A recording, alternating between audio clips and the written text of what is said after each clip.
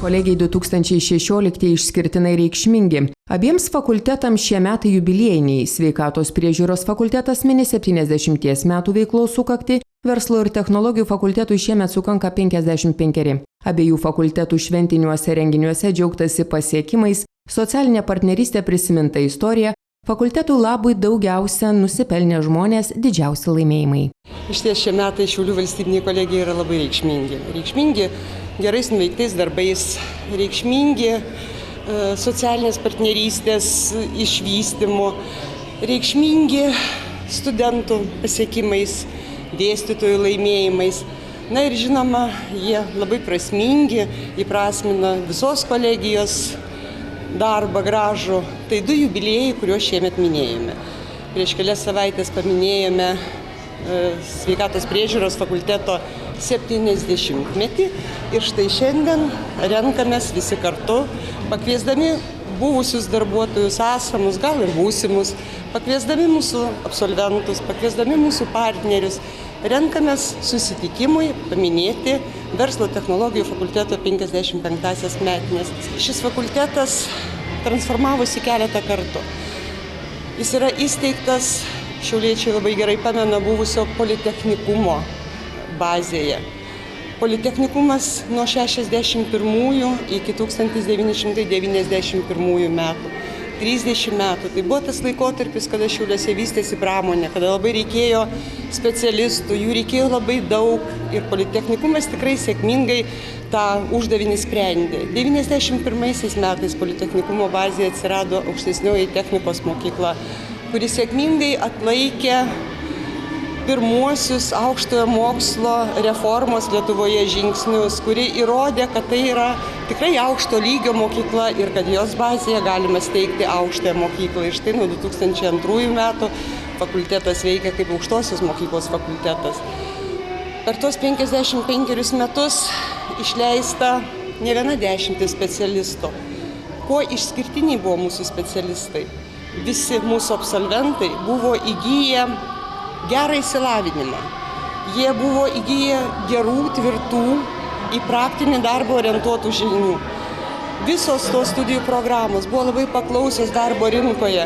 Ir turbūt dėl to šiandien Lietuvoje sunku būtų rasti įmonę ar įstaigą, kur nedirbtų šio fakulteto transformuoto iš ankstesnių mokyklų auklėtiniai. Man išties labai džiugu, kad jie tapo puikiais kolegijos to fakulteto ambasadoriais. Jie neša gerą žinią, jie padeda mums ir šiandien turėti gerą vardą. Visi žino, kad Šiaulių valstybinė kolegija yra patikimas partneris, kad čia galima gauti tikrai kokybišką išsilavinimą. Pasak Sveikatos priežiūros fakulteto dekanės, biomedicinos studijos pačios sudėtingiausios, mat čia reikia ir nemenko psichologinio pasiruošimo. Fakultete vykdomos studijų programos ir parengti specialistai iš tikrųjų turi savo specifiškumą. Viskas siejasi su žmogaus sveikata. Žmogus yra vertybė, pagalba žmogui nuo gimimo iki išlydėjimo anapilin. Ir ateina pas mus studijuoti studentai, kurie geba užjausti seną, suprasti ligotę, tokia galbūt pagrindinė specifika. Sėkmingai socialinė darbuotoja dirbanti Šiaulių valstybinės kolegijos absolventė Karolina sako, kad studijos padėjo subręsti ne tik kaip specialistai, bet ir kaip asmenybei. Užauginti dar labai daug asmenybių, nes iš tikrųjų čia ateina studentai, būdami moksleiviais, būdami dar nesuformuoti iki galo ir jie užauga čia, iš tikrųjų patampa tikromis asmenybėmis. Tai ir linkiu dar 71 metus auginti tas asmenybės ir į darbo rinką išleisti dar daugiau nuostabių būtent specialistų.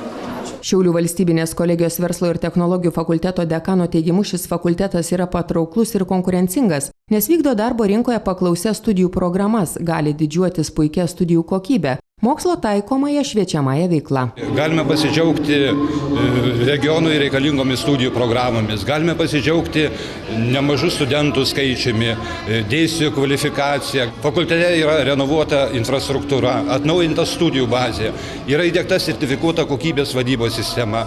Taip pat džiugu, kad mūsų veiklą išoriniai tarptautiniai ekspertai teigiamai vertino ir mūsų veikla yra akredituota maksimaliam 6 metų laikotarpiui. Norėčiau palinkėti, kad tas mūsų partnerystė, tas bendradarbiavimas dar tęstųsi ilgus metus. Studentams norėčiau palinkėti, kad jie mūsų kolegijoje įgytų mūsų fakultete žinių, gebėjimų, kuriuos galėtų pritaikyti darbinėje veikloje. Kolegiesiems norėčiau palinkėti kūrybiškumo, sveikatos ir stiprybės, ugdant jaunąją Lietuvos kartą.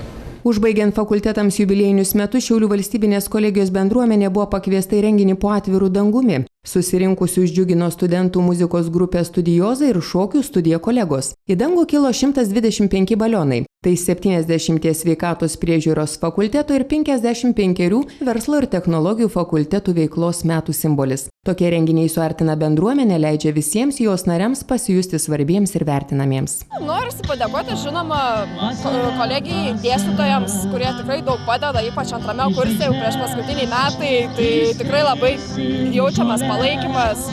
Administracijai taip pat, nes būna, kad atstovybės galvojam kokį tokį renginuką ir ar galim daryti jie.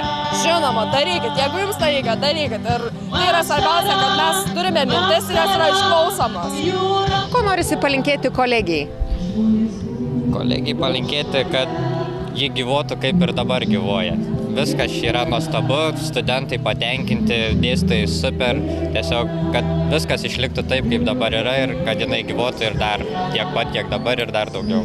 Šiuo metu Šiaulių valstybinėje kolegijoje studijuoja daugiau nei 2300 studentų, kasmet išleidžiama apie 700 absolventų, iš kurių apie 90% iškart po studijų sėkmingai įsidarbina. Daugiau kaip 70% dabartinių studentų studijas čia rinktųsi dar kartą, o kolegijos darbuotojai vertina savo darbovietę kaip prestižinę Šiaulių regione. Šių metų priėmimas į studijas kolegijoje jau prasidėjęs ir tęsiasi iki Liepos 19 dienos. Siūloma rinktis daugiau kaip 20 studijų programų biomedicinos, socialinių ir technologijos mokslų studijų srityse.